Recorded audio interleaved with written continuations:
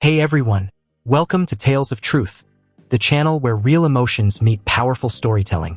Here, we bring you inspiring, motivational, and life-changing stories that touch your heart and remind you that hope still lives in every struggle. If you believe in the power of second chances, courage, and destiny, then you're in the right place. Don't just watch, be part of our growing family of dreamers and believers.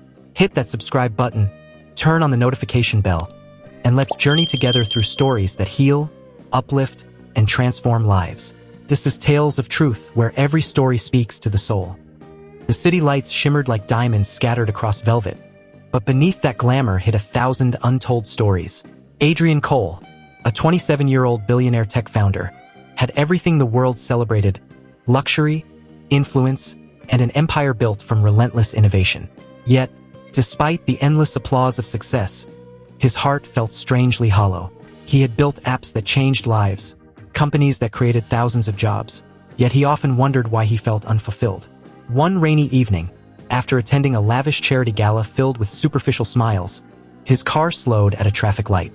Through the misted glass, he noticed a young woman sitting under a flickering street lamp. She wasn't begging. She was writing in a torn notebook with intense focus, her thin frame shivering beneath a soaked hoodie.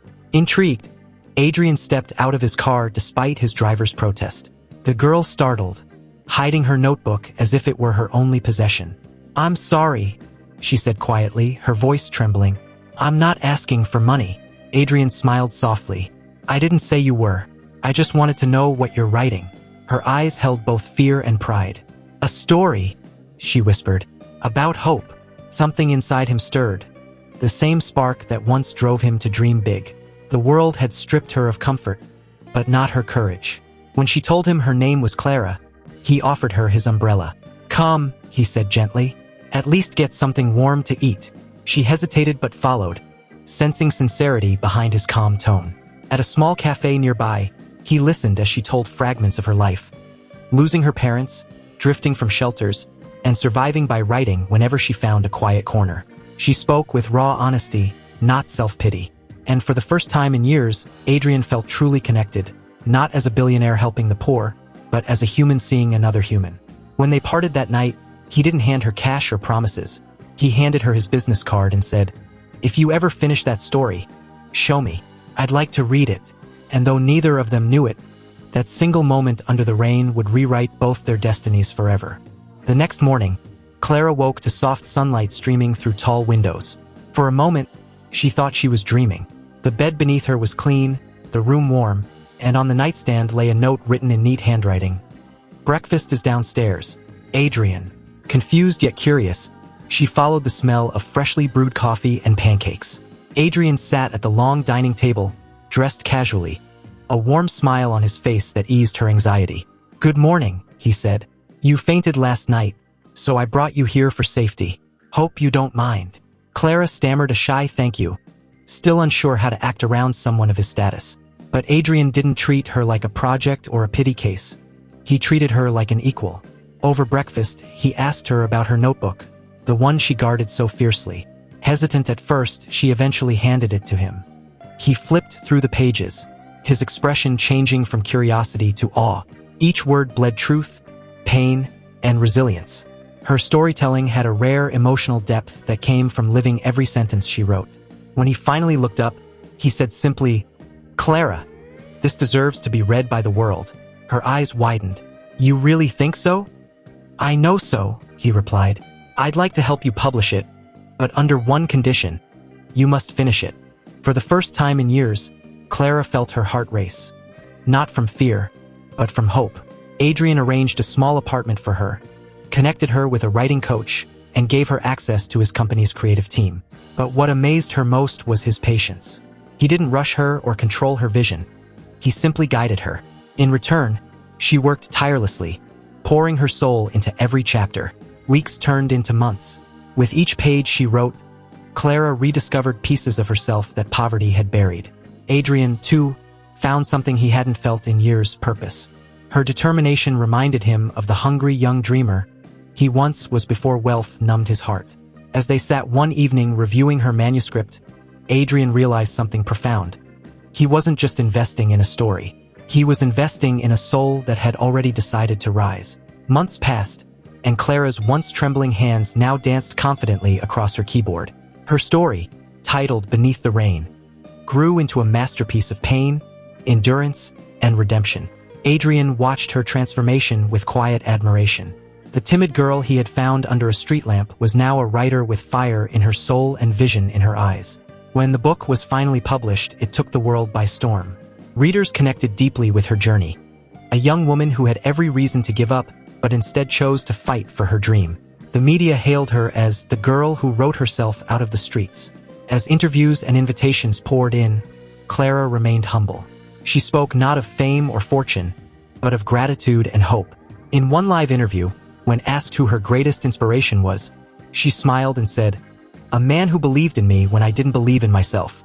Watching that moment on TV, Adrian felt a rare sting of tears. He had funded countless startups, mentored brilliant minds, but none of them had touched him like this one woman's courage had.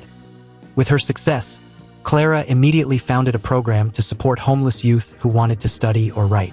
She named it the Second Page Project. Adrian became its primary sponsor, but Clara led it with passion and empathy. Together, they visited shelters, schools, and community centers, inspiring others to rise from despair. Through their shared mission, something deeper blossomed. Not romance at first, but a profound respect that bound their hearts. They worked side by side, driven not by profit but by purpose.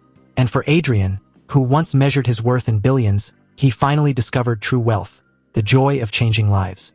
One evening, as they watched a group of children reading Clara's book aloud at a foundation event, he whispered, "You've changed more than lives, Clara. You've changed me." She looked at him softly and replied, "You gave me a reason to believe again. Maybe that's what life is about, helping each other find our way back to hope." At that moment, Adrian realized that her words weren't just beautiful stories. They were truth. Years passed, and the world no longer spoke of Adrian Cole merely as a billionaire tech mogul. His name became synonymous with purpose, compassion, and vision. Together with Clara, he had built something far greater than his technology empire, a legacy rooted in human transformation. Their foundation, Rising Hope, had grown from a small initiative into a worldwide movement. Across continents, it built literacy centers, shelters for homeless youth, and creative academies where forgotten talents were rediscovered. In every city they touched, lives were rewritten, not through charity, but through empowerment. And yet, despite all the recognition, Adrian and Clara remained beautifully simple in spirit. They never allowed fame to steal their humility. Every year on the anniversary of their first encounter, they would quietly return to that same street corner, the one where the rain had fallen and destiny had intervened. The flickering street lamp had long been replaced by a new one, standing tall and bright, a silent witness to how far they had come. Clara would often stand beneath it, smiling softly as memories filled her eyes. "This is where hope found me," she'd whisper. Adrian would always smile and correct her gently. "No, Clara, this is where hope found us." Their bond had deepened through the years, not born out of dependence or pity, but out of mutual respect and shared purpose. Adrian found in Clara a reflection of the person he once was, hungry for meaning, unbroken by hardship, and unafraid to dream. And Clara found in Adrian not just the man who believed in her, but the friend who reminded her that kindness still existed in a world that often forgot it. Their lives became one continuous act of giving, not out of obligation, but out of gratitude for the miracle of second chances. When Clara released her second book, The Man Who Chose Hope, the world was captivated. It told their story, truthfully, tenderly, and unapologetically. The pages weren't filled with romance or wealth, but with faith, courage, and transformation. "It's not a fairy tale," she said in one interview. "It's a reminder that a single act of kindness can rewrite two destinies at once." Critics called it a love letter to humanity. Universities added it to their curricula as a text on empathy and social reform. It became more than a book, it became a movement. Adrian never let the spotlight linger on him. During public talks, when audiences called him a hero, he would shake his head with a humble smile. "I didn't rescue Clara," he would say. "I just recognized her light before the world did." Sometimes, all people need is someone who believes in them early enough. Those words became a global quote of hope, painted on murals, printed on classroom walls, and repeated in speeches around the world. Their partnership grew into a lifelong friendship that quietly evolved into love. A mature, steady kind of love born from shared vision and deep understanding. They didn't flaunt it. They lived it. They continued to travel, speaking at youth summits, prison rehabilitation programs, and creative workshops. Clara often told audiences, "Poverty doesn't end when you get money. It ends when you find purpose. I was homeless, yes, but now I help others find home in their hearts." Her voice carried the weight of truth, and every time she spoke, people listened. Not just because she had become famous, but because she had become real. Years later, when they opened the Rising Hope Academy, a creative and educational haven for underprivileged youth, the opening ceremony felt like a dream fulfilled.